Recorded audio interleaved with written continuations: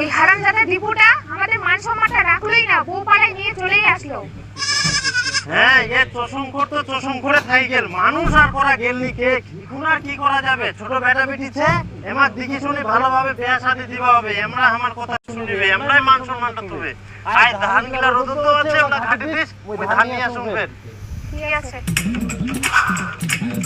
বৌমা, বৌমা, এই মা ডাকছে তো, সারা দিচ্ছ না কেন? যাও যাও। দীপু, হ্যাঁ মা, যাও যাও। কি এটি ঘরে বসে পাটা পাই করেন? কি বৌমা, ঘরে বসে থাকলে হবে? হাত রান্না বান্না করতে হবে না? হাত রান্না? ওটা ফের কোন জিনিস? আরে ভাত জিনিস নি, ভাত আমরা যে তিন বেলা খাই। ও ভাত, হ্যাঁ